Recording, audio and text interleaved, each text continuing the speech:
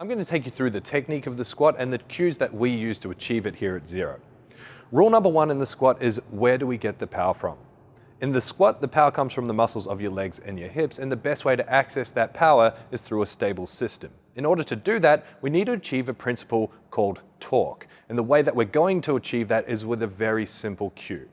That cue is to twist your quads away from each other just enough to feel it. So you're going to twist your quads away from each other, and you're going to hold that all the way down and all the way up.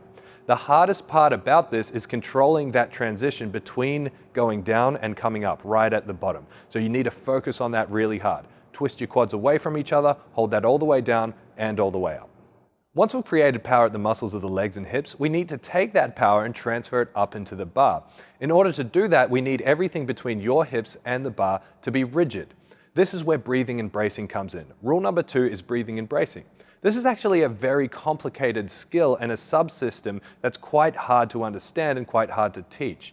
We at Zero use a drill to teach this to make this process easier for you. Breathing and bracing is one of the most poorly taught and poorly understood things in the powerlifting world. It's not just taking a big breath and holding it. It's not just tensing your abs or pushing your stomach out into your belt. It's actually a complex system that involves all of those things happening at once. But we can make this system easier by running through this quick drill. The first thing that you're going to do, you're going to take a nice big breath in and you're going to push that breath out hard and fast. You're going to try and push all that air out as hard and fast as you can. Part two of this drill, you're going to take a really big breath in again and you're going to keep pushing that air out until you can't get any more out. So take a big breath in, push that air out hard and fast, but keep pushing it out, all on one breath. When you do that, as you get towards the end, while you've got less and less air in your system, you're going to feel your abs squeezing on. You're going to feel your shoulders pulling down. That is the muscular component of the brace. Try that. When we're lifting weights, we don't push the air out though, we hold it in. So step three of this drill, you're going to take a nice big breath in. You're going to try to push the air out. You're going to keep trying to push the air out, but you're not going to let any out. So big breath in, try and push it out. Get the same sensation, your abs squeezing on, your shoulders pulling down, all while you're not letting air out. You're going to feel like your head's going to explode, everything's going to feel super tight.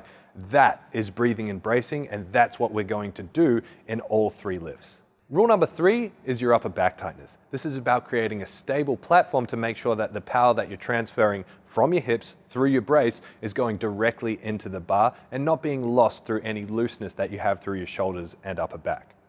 Step one of this, you're going to grab the bar and you're going to squeeze it really, really tight. This is going to help you maintain a rigid wrist, which is going to be very important for shoulder torque to control the shoulder joint and protect you from any problems that might arise from having really heavy weights on your back. As you go under the bar, you're going to think about pulling the bar into your back like you're doing a lat pull down.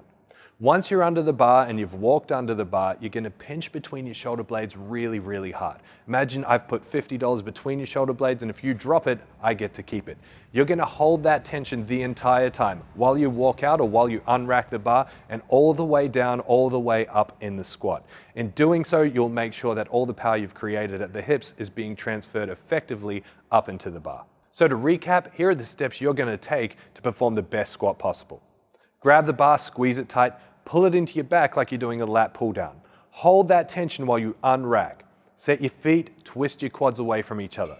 Take a nice big breath, brace like you're trying to push the air out. Hold all three of those things together, all the way down, all the way up. That is going to be the strongest, safest, and most efficient way to perform the squat.